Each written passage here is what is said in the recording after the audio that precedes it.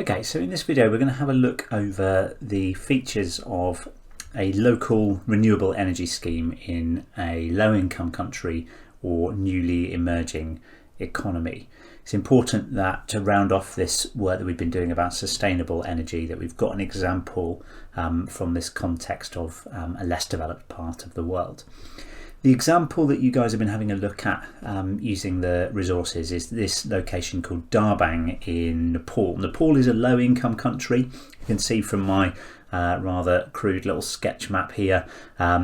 It's a mountainous country up to the north of India, surrounded by China and Bhutan, and characteristically the Himalayas, that's what these pointy triangles are, Himalayas running through the north of, or most of, Nepal. And Darbang is an isolated settlement quite high up in the mountainous region of Nepal, quite some distance from the capital, Kathmandu, not very well connected in terms of roads and other forms of infrastructure. They looked in this location to try and think about how could they introduce some form of renewable energy scheme, a way to bring energy to this location. So the reason why they decided to do this was because economic growth was quite restricted. Without access to energy, the local economy was really struggling to get off its feet. So businesses weren't able to run as effectively. You didn't have the opportunity to maybe start up a factory or something that required electricity. That also maybe had an impact on people's homes as well, because without electricity you can't light your house as easily. It's maybe a little bit more difficult to cook food or to have a radio or television or whatever. Without electricity those things aren't possible.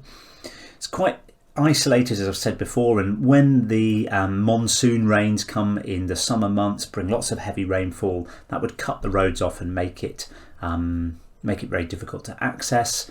It's got a very low population density. There aren't many people that live in that part of the country, and fundamentally it wouldn't be economical to connect Darbang and lots of other villages in rural Nepal. It wouldn't be economically viable to connect them to the main electricity grid. So we're quite used to in the UK seeing electricity pylons connecting different towns and cities together so that electricity can be spread out nice and evenly across the country.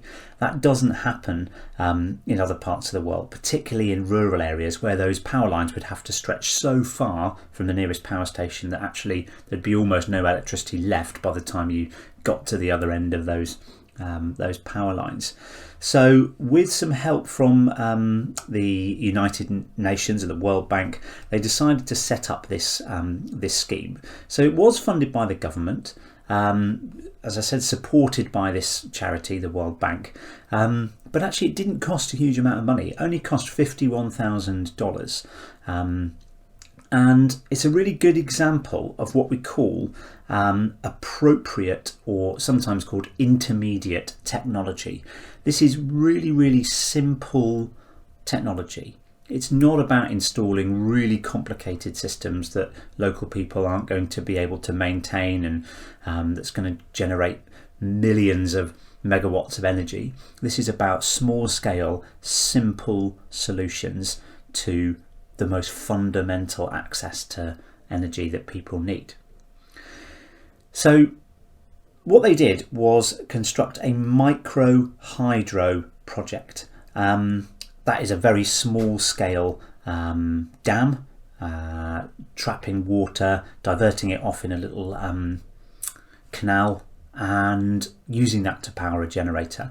I've got a really good video which I'll link to now and I'll put up at the end of this video as well, which looks generally at micro hydro schemes in Nepal, and it's really worth watching that video just to get a sense of what these systems involve. We can think about why it's sustainable. We can think about why it's sustainable in a couple of ways. So firstly, it uses locally available resources. The materials to construct the diversion channel, even the labour used to construct it, that was all done locally. So it's very low cost. It's very easy to maintain. It's a very simple solution. The generator that connects up to the turbine is very, very simple and straightforward. And because it's using renewable energy, it's sustainable in the fact that it's not generating pollution or other emissions like carbon dioxide that would contribute to climate change. It brings some benefits with it, and again we can classify those benefits in 3 ways. So the first way being benefits to local people. So in the case of Darbang in Nepal, 700 households have now got access to reliable energy. Beforehand they might have been relying on their own generators or batteries, but more than likely not having access to any electricity at all. It brought benefits in terms of local labour being used. That created jobs and a small economy in terms of the construction of this micro hydro scheme, and also the maintenance of it as well. So it's owned by the community, it's run by the community, and it's also brought the additional benefit that it's reduced the risk of flooding. Now we can think about flooding being an environmental benefit as well, but reducing the risk of flooding is obviously going to help people because it means that their homes and property aren't going to be affected as badly. Economically, the most significant benefit is that new industries have developed. So in the example of Darbang, furniture workshops or a noodle factory, even things like radio stations, those sorts of businesses and industries are able to set up. The other economic benefit, it has very low running costs. So this scheme doesn't actually cost the community anything to run once it's been set up. There was that initial investment of $51,000, but once that's been invested, there's not much to spend in terms of actually keeping this system running. Environmentally as well, there's very little environmental impact, as I've said earlier. This kind of links with the box about why it's sustainable in terms of not creating any pollution or contributing to climate change. The local materials used meant that actually it fits in with the local environment, and it's had less of an impact in terms of its environmental footprint, and it's actually helped to reduce deforestation as well, because people are using electricity rather than wood. That means that they don't need to fell as many trees, so rates of deforestation that would have been quite high before this, they've come down, and that obviously brings with it other environmental benefits like protection of habitats for wildlife, less soil erosion, and obviously trees, as we know, important in terms of absorbing carbon dioxide. So all in all, some good environmental benefits brought to this community. Ultimately, this micro hydro scheme has really significantly transformed the community, both economically and socially and environmentally. As I said, watch the little video that's going to appear at the end of this just to give you a sense of a little bit more about what these schemes involve and how they work.